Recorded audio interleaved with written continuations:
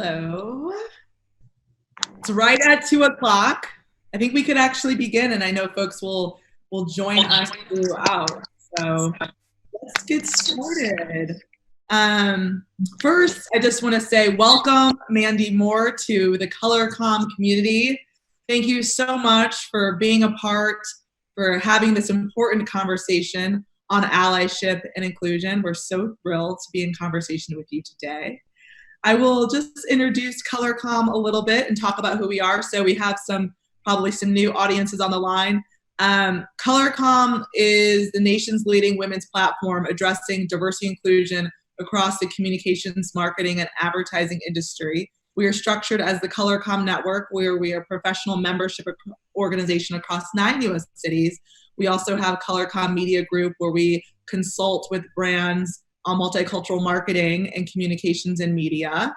And then we have the Men of Color and Communications community, and we do a number of things with our Fellows program and produce a very series of conferences and so forth. So if you're new, come and check us out, colorcommnetwork.com, colorcommediagroup.com, and follow us on our platforms. So we're beginning an important conversation on allyship and inclusion. And I guess I shouldn't say beginning, because we've been having these conversations for years.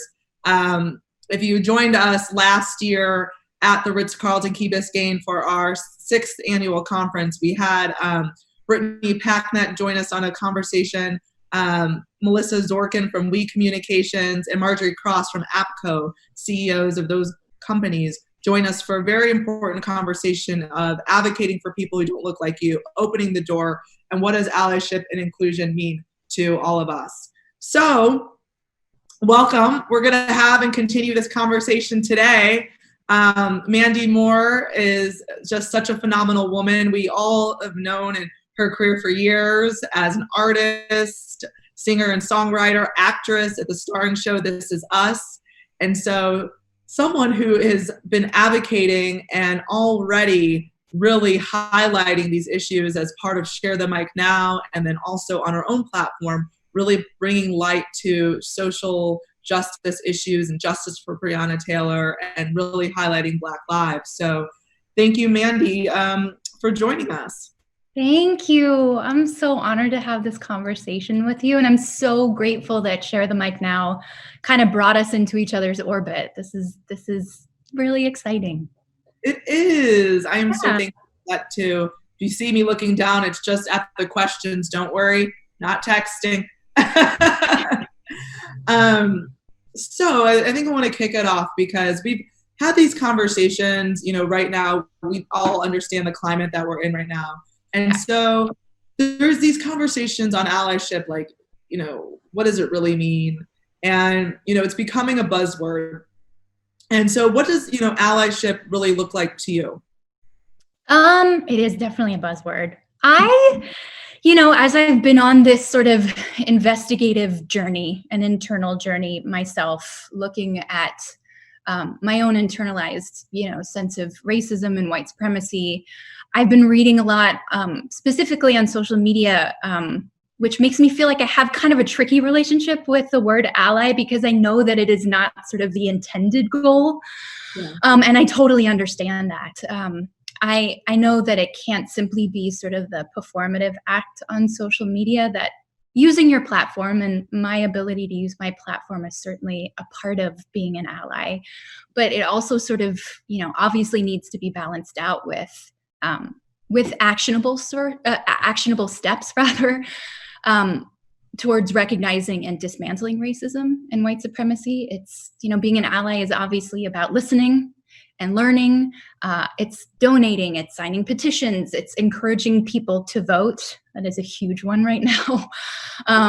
And also, like I said, it's sort of leaning into the discomfort and looking internally and examining my own role, and how white supremacy has played a role in my life. It's about speaking up when you see racism in action. And obviously, sort of along the lines of what we did with Share the Mic Now, it's about amplifying the voices of and the work of, Black, Indigenous, and people of color. And maybe it's sort of pie in the sky. I don't know. I think about like allyship, with an eye towards the future and what it will look like as it sort of evolves in like maybe the next year or so.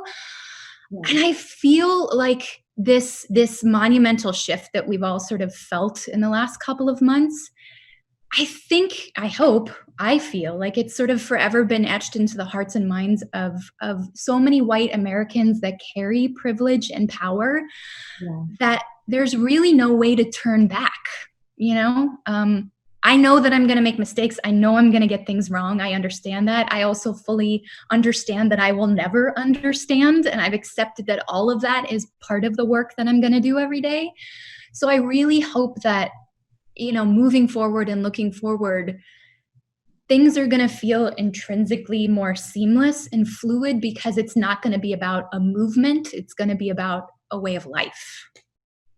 I really like that. And what you had shared, it's like integrated into your everyday life. And it's not just an action that you take to just kind of check the box. It's really about like, how are we opening our minds and just thinking about things in a way that we hadn't before? You know, I always charge people with some like a homework assignment. Like when you go among your friend group and you're hanging out or you're headed into a meeting, who's not there that should be there? Who is this? Are you, you know, is your group diverse or is it not? I mean, there's so many questions that we could ask ourselves that we just hadn't been asking before. And I think that kind of helps push us in the direction that we want to go in, is with, you know, eyes open. Eyes open, hearts open, all of that. Minds open.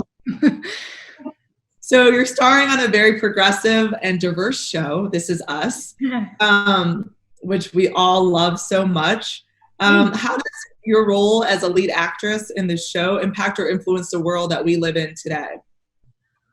Oh, I don't know. I mean, the power of television certainly can't be ignored, but I don't want to speak on behalf of the entire cast. I mean, I kind of will. I'll speak on behalf of myself. I do know that we all feel unendingly lucky to be a part of a show like This Is Us that has sort of resonated from the jump so deeply with people, and it does with us as well.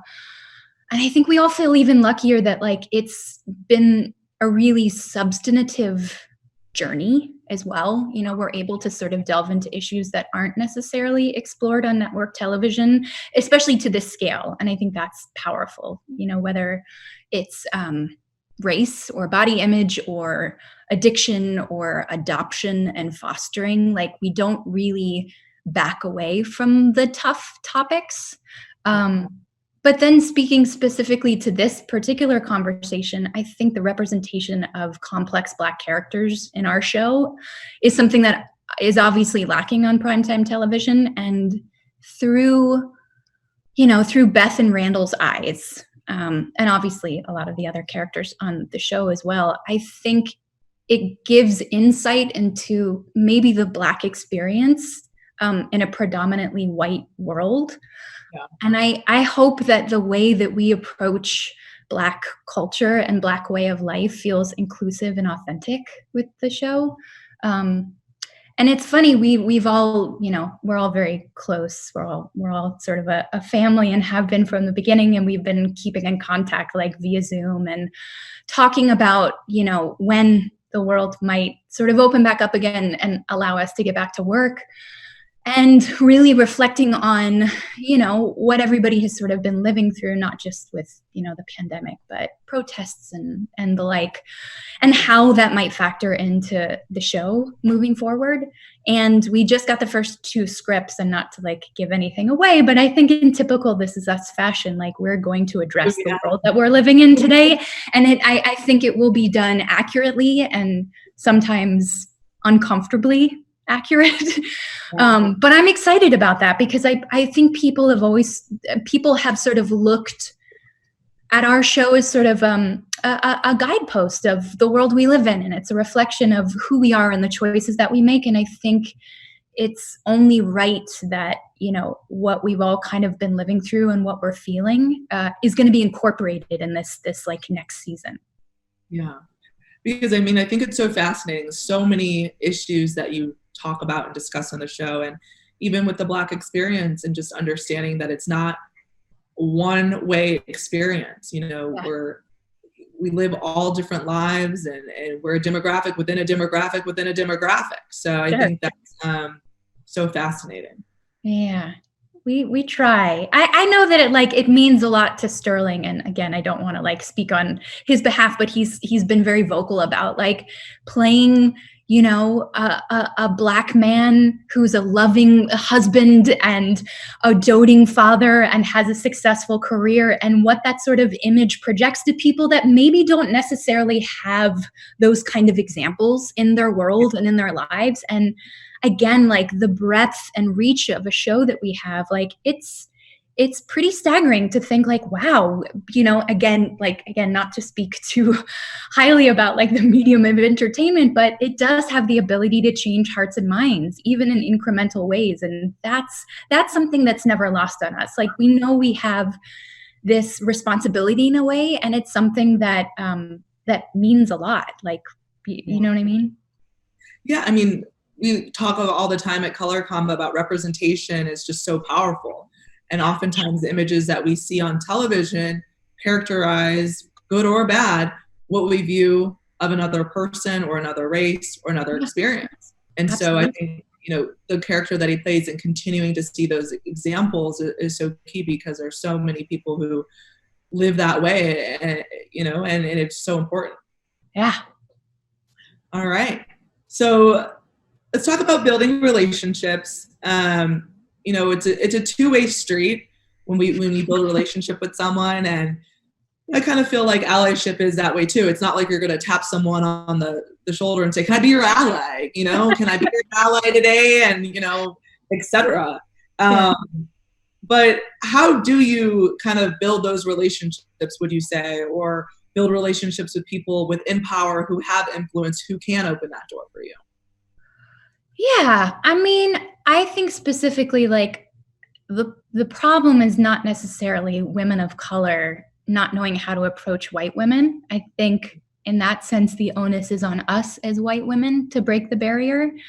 It is about identifying allies and approaching them and paying attention to those who encourage and celebrate others and who are looking to learn and form friendships. And I think there are lots of women that I know, specifically, my friends, we're all looking for ways to continue educating ourselves and to be able to use our influence to lift others up. But having said that, I think when it comes to, white women, opening the door for people that don't necessarily look like them, and, where do we start necessarily? I think you have to not expect extra credit for doing the bare minimum. I would say, it's about being available to new faces and encouraging and offering advice if people ask for it, offering help if people ask for it. If you see that there's a barrier that's blocking the door, speak up. If there's an obstacle that shouldn't be there, do what you can to get it moved out of the way. And I think it's also about making yourself approachable to be tapped on the shoulder. And like we've been saying as well, an easy place to start is using your social media platform, making sure that, as white women, our social media feed is filled with all kinds of different people that don't have our experience, that don't look like us, that are diverse. And then obviously it's about being quiet and listening. I think sometimes when we stop talking and we pay attention, the opportunities to connect are way more apparent. But I'm still learning as well. And these conversations, although they get me excited, I'm nervous as well. I'm nervous about messing up. I'm nervous about saying the wrong thing. But that's also what challenges me and what drives me, because I know that deep down that is part of the work. Yeah, I mean, I think, I always say this all the time, and we all have such different experiences, and we all don't grow up the same or being exposed to the same people. And much of how our lives are shaped is what the decisions our parents made for us, right? They decided what neighborhood we're going to live in, what friends we're going to associate with, what schools we're going to go to. We didn't make those decisions. We didn't decide, I want to go to that more diverse school. I mean, those things came from, our parents and our families and things like that. So I think, being at a point into adulthood, if you're open to learn, I think can't be faulted for just learning and growing. Oh, so yeah.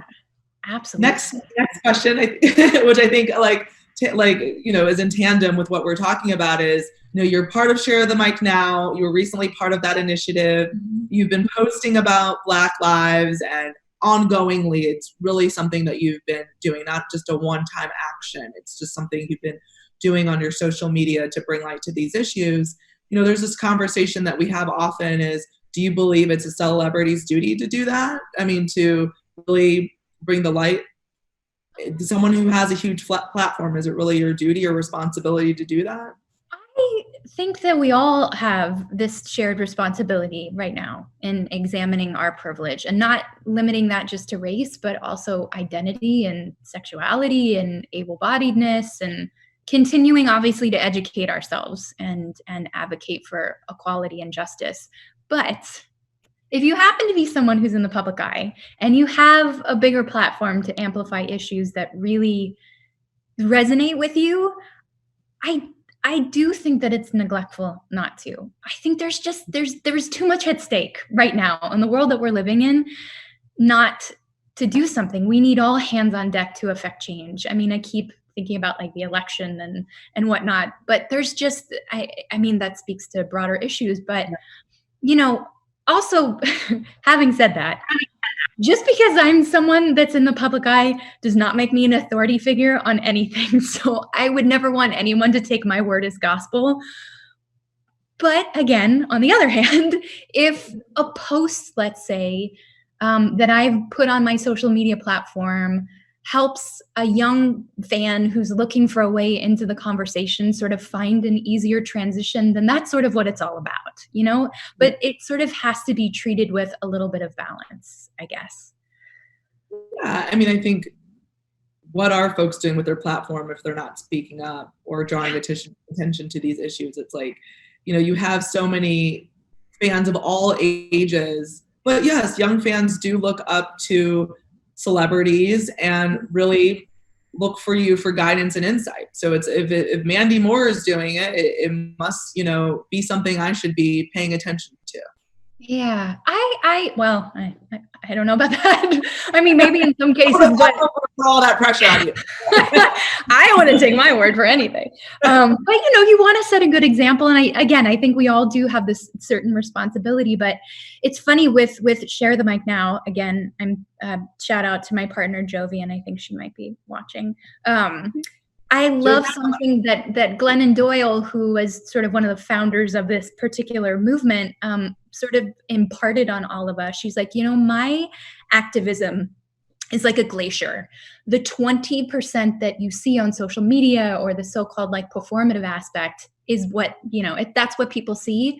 But the work is really about the 80% that's underwater, and I try to think about that because it is overwhelming. We all are living on Zooms and on our phones, and we're living in sort of a virtual world, even more so now than ever because of the pandemic. And it is overwhelming. I feel like we're being inundated with all kinds of messaging, and it's important to sort of, I think take a moment to sort of take stock of how you really feel and to educate yourself. But, I've had to take periods where I, have taken a step back, and I'm still, being a voyeur and looking on social media. But I also know myself enough to know that, like, I don't know if it's beneficial or if I'm being helpful to myself or somebody else right now, because I want to be in learning mode, or I just want to sort of absorb instead of, constantly filter out information. Yeah. Which is, understandable. I mean, I think we all need to take a step back because we can go nuts on social media. I mean, honestly, it's like, like what you said, I mean, so much of anybody's work is going to be done behind the scenes if you're really working at it, quote unquote. It's just, sometimes it's frustrating because you only take, or you see what you see on a post and you take it for, this is all that they're doing. But no one's going to like send you a press release, or you're not going to update your fans every time you're doing something behind the scenes. I mean, it's just work that you do. So, but like, how do you advocate for inclusivity in Hollywood? I mean, what are some of the things that you see that maybe could be changing in light of these times? That is a very good question, and something I have an eye towards moving forward. I don't know if people out there saw the Twitter thread. Maybe it made its way to Instagram as well. It was sort of like a yearbook spread of all of the folks in power, like the power structure and the different studios and networks and stuff. It was bleak. I was not even fully aware. I think like most industries, it was mostly comprised of older white men across the board, and that was just shameful. But I think sometimes it takes like actually seeing something like that sort of acute level of awareness for things to change. When I think personally about how I can factor in, I think it's about not being silent. I think it's about asking questions and making a fuss. And also, as an actor, it's like questioning projects from its inception. To the extent that I have say or sway in something, like what is the story that we're telling? Who wrote it? Who's going to be involved? What is the cast going to look like? How is this project going to be marketed? Stuff like that. I think moving forward is going to be something that's more top of mind for me. Instead of just like agreeing to something and not asking questions necessarily until you get there or after the fact, it's like that's not going to move the needle at all. And you learn, after the fact, you learn later and say, well, why wasn't this voice included, or why wasn't this writer, whose ideas contributed, or just like it's too late to fix, inclusivity after the fact, diversity after the fact, but maybe there's something that could be done in that process. Yes. Yeah. So I just, sharing, like, what are you currently doing to elevate like people of color and Black voices, in your line of work, and kind of seeing what you've done on social? And yeah, I think like I said, I'm embarrassed, and I feel guilty that it's taken this moment for me to really examine my complicity in this system of oppression and how I've benefited from my whiteness without even ever like acknowledging that it's existed. But having said that, it's valuable to examine the past with an eye towards the future, and how I can personally help amplify the voices of people of color. And our show is one thing, and I think that it's always sort of leaned on being inclusive and diverse. It's just the nature of the stories that we're telling, and I think, like I said earlier, I think the show is really going to lean into that all the more moving forward. And I'm going to continue to use my social media platforms and to listen and learn and all of that. But I also have the privilege of having a production company that came by way of being a part of the show. So I'm going to be able to actively seek out new voices and narratives and be able to leverage the relationships that I've formed, from being in the industry for the last 20 years to get the job done and to tell stories that aren't necessarily being told right now. I think it sometimes takes the position of power of like being a producer, whose job it is to sort of find material and will it into existence, and who's able to, put their money where their mouth is because they have the ability and the support and all of that for tides to really turn. It's just recognizing the fact that somehow I've had the good fortune of being allotted a seat at the table. So I'm going to do whatever I can in this position to help, dismantle an unjust system. And I'm really excited about being able to do that, specifically with the production company and having the ability to tell new stories and find new voices. Like, I'm very, very excited to be tasked with that. That's where the power is. And I think that's like critically important to be able to weigh in and make those decisions, really, honestly. Yes. So that's awesome. I can't wait. So, I think we'll kind of wrap it up and open it for questions in just a moment. But I wanted to ask you, much of the conversation that I'm sure you've seen is this dichotomy between, corporations putting out statements saying that, they care about Black lives, but leadership isn't Black or people of color. And you had mentioned that, with Hollywood and white male leaders at some of these big studios. So what are your just thoughts in terms of how do we build more of like an inclusive environment? And also, because that statement doesn't really measure up, what should companies be doing, really? Wow. Corporate America, speaking of corporate America, feels like it's way above my pay grade. But I think the industry more specifically.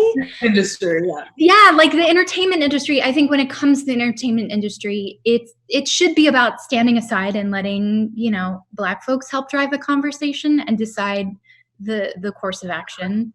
I think it's about listening when they're speaking about everyday racism, and honoring their feelings, ensuring that people feel respected and valued and heard. Obviously, we have to talk about anti-racism training and policies and making sure that stuff is solidified and in place. I think a big thing is fixing the disparity in wages. Equal pay and paying people a living wage is a huge thing. And also a complete review of hiring and development and promotional practices, I think, is going to be a big deal in the entertainment industry. And being able to just be intentional about championing Black talent across the board, whether it's people behind the scenes or in front of the camera, the like. And I think, co-conspirators, again, allies need to be able to speak up when more change can be had, when more things can be done. I've seen, like, specifically in the music industry, they have, there have been like big, like, record label conglomerates that have set up like these large funds that are going towards charitable organizations that are helping with social justice issues, and they're helping fight like violence and racism. That's a start. That's a big deal. And then people like, I don't know if you saw Ryan Reynolds recently launched something, I think it's called the Group Effort Initiative, where he's like starting a new movie soon. And he is going to be calling like talent from marginalized communities across the board and sort of paying them, bringing them onto set, letting them sort of get involved into the action directly and learning on the job, which is a huge deal. But again, like I think it's incumbent upon all of us that have that sort of power. He has the power of being a movie star, but also a producer, to be able to affect change in that way. And I think that's like, it's admirable, but it's also just what we need to be doing moving forward. Definitely. So, okay, I want to ask you a question that's not related, but kind of, so we've been dealing with the pandemic and social injustice.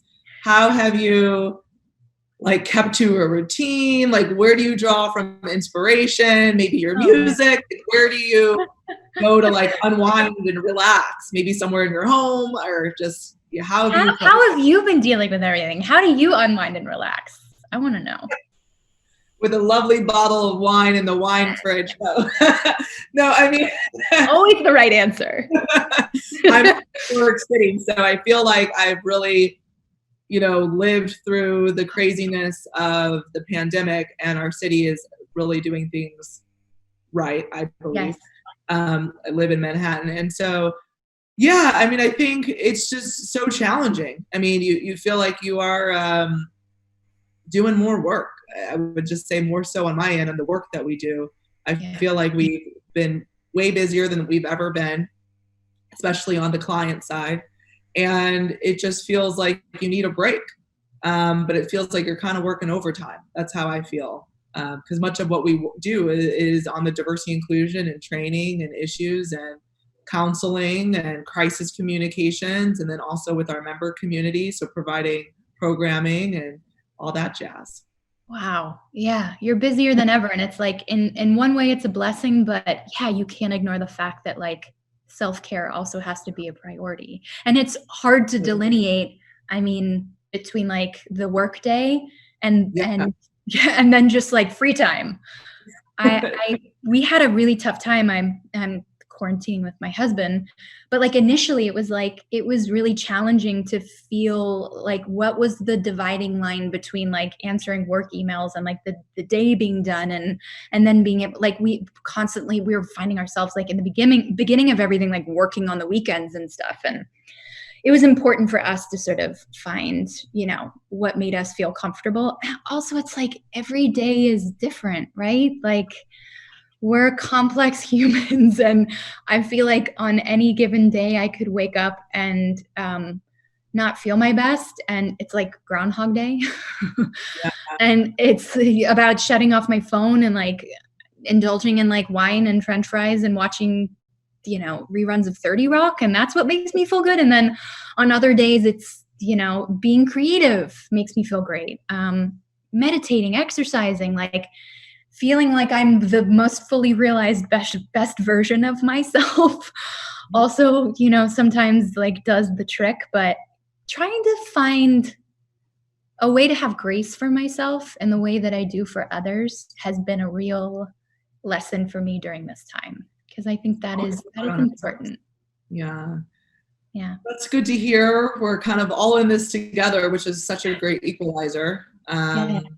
So some days it's good, some days we're just trying to get by. That is the truth. Well, we are going to open up the floor quickly to answer, to take questions from the audience. Please raise your hand. One of the things I want to set some parameters around some questions is please keep your questions to about 20 seconds so we have enough time for a few people to answer them. And I see them in the chat box. If you could do a raise hand, I don't know, Jocelyn, if you can see some questions. Jocelyn usually. Yes, I see the Q&A, so I will call on people from here. I see a question here that says, how do you approach having difficult conversations in your life with people with different views or who may not be on the same journey? I mean, I have found, and I'd be curious to hear your thoughts, Lauren, if you've had to have some uncomfortable conversations, but I have found that having patience with myself and with said person that I'm having the conversation with is the best course of action, knowing that you're not going to necessarily change hearts and minds immediately. Like it needs to be fluid. It's going to be sort of an ongoing experience. It is challenging and it can be really frustrating. So again, I think that's where patience has to factor in. But there's all kinds of great, like I've read all kinds of great articles and tips and tricks and stuff online for, you know, how to approach parents versus friends versus coworkers. Because I think you have to consider the relationship before you consider like, you know, the right approach, I think. I think you answered that. Great. Okay, so I see a Cheyenne has her hand raised, so I'll call on Cheyenne. Cheyenne, you could unmute yourself and go on video if you would like. Hi, I don't know if I can get my video working, but hi Mandy, big fan.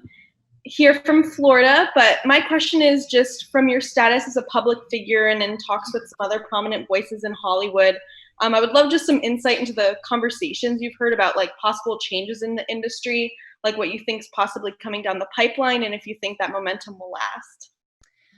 That's a fantastic question. Hi, Florida, my home state.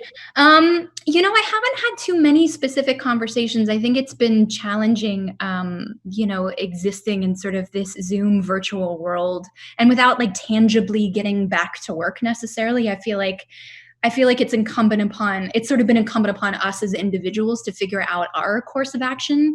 I think Hollywood is still realigning and readjusting, and there have been some big shifts.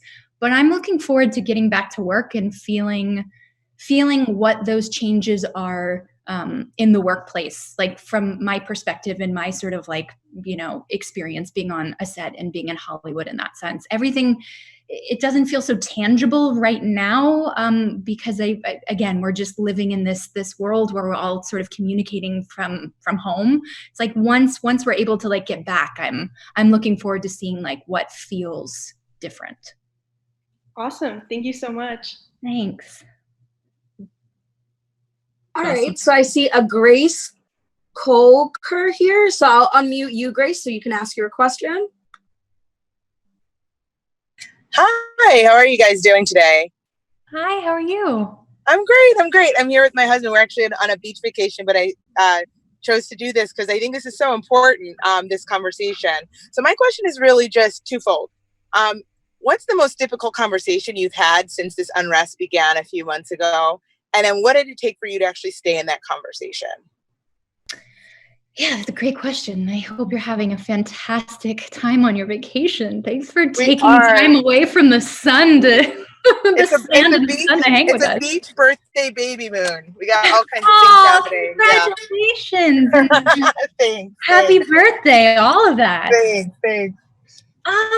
I'm gonna be honest with you. I was surprised, actually. I thought I was gonna have a really challenging conversation with my dad, who I'm very close to, who is, quite conservative, grew up in Florida, and we've never really had conversations about race. And I know that oftentimes with politics, we see ourselves on different sides of the divide, and that has been challenging. So I was like fully prepared and armed with the same sort of vim and vigor that I have when approaching politics, to have these conversations. I think it was right after George Floyd was killed. And I have to be honest, I was so surprised that at my dad's compassion and willingness to have a conversation and willingness to admit his own privilege and still sort of swimming in the new waters of understanding that concept and the way he was raised and his background, factoring all of that in, and in the course of one conversation really feeling his guilt and his shame all sort of coalescing around really understanding his place in the world and how he can be better moving forward. I fortunately haven't had, too many, I can't say that I've really had any super uncomfortable conversations. I feel lucky that I feel like what's been happening in the world has hit the people in my world closest to me the same way that it sort of hit me. And it's been this intense period of self-reflection and having uncomfortable conversations. I mean, uncomfortable in the sense that I can't believe that this is only just sort of, we're only sort of just stepping into this realization now, not having to necessarily challenge people's points of view. But I'm fully prepared to have those conversations. I'm fully prepared to point out racism and white supremacy when I see it moving forward. I haven't necessarily had to do that in my life thus far. No, thank you. And I think probably the circles that you are running in, it makes sense that would be your reality. I think part of my upset initially after Amy Cooper and George Floyd was I felt like America and white America was Columbusing racism. Where I was like, duh, we've been saying this for generations. So, but I think you've always been an ally. And so I really, really appreciate you having this conversation. And then Lauren, always thank you. You just always ahead of the game, always on the cusp. So always appreciate you. Have been the first conference, and you just always, Lauren brings excellence to everything. So thank you. Oh, thank you. Yeah. Thank you. Thanks for your questions, Grace. No problem. You guys rock. Thank you, Grace. Do we have time for one more, Lauren? Do we have time? Yeah. Okay, wonderful. All right. We'll do one more, and we have to get you down to Florida, down to Miami for our live event. We bring 600 women down, Ritz-Carlton, Key Biscayne, in Miami, Florida. It's fantastic. So we have to sign me up anytime. Awesome. All right, great. So I see Lily here has her hand raised. So Lily, if you want to go ahead and ask your question. Hey, thank you so much. Basically, you're an inspiration to so many young women around the world. If you could talk to especially young Black women who are looking to get into the industry, what would you tell them? Oh my goodness. That's very kind of you to say. I would say the same thing to any young woman. I mean, make sure that you're surrounding yourself with good people, first and foremost, people that are going to be unendingly supportive of you and champion you no matter what. But recognize that this industry is difficult. And I think you have to, again, have grace with yourself and have patience and recognize that rejection is going to be the name of the game in many instances. And you really have to dig deep and make sure that this is something you are truly passionate about, because otherwise I feel like the industry is just, it's a tough it's a tough one. And I personally have I've been doing this for over 20 years, and I have ridden the ebbs and flows of a career, and at many times have sort of wanted to sort of throw in the towel. But my love and passion for being an actor and being a musician and having the opportunity to have that platform and truly delve into something that I love is sort of what's kept me going. So I say, yeah, own your moment, surround yourself with good people, and keep going. Fantastic. Well, we'll leave it there. Mm-hmm. Thank you all so much. Thank you, Mandy. Thank you, Mandy, so much for your time, for being a part of our community, for being a part of this conversation. I want to continue having many more of these conversations. So I just appreciate your time, and I hope we can all gather again together live. For those of you who are on the line, if you would like to become a Colorcomm member, we're sending out information about that. We're waiving the one-time initiation fee of $150. So join, it'll just be $17.50 a month or $210 a year. We'd love to welcome you all into our community. And we hope to gather again with you soon. And thank you so much, Mandy. Thank you for having me, and thank you to all of the Colorcomm staff for making this happen too. It's been a pleasure, and I look forward to seeing you in person very soon. Yes. All right. Have a good day. Bye. Bye.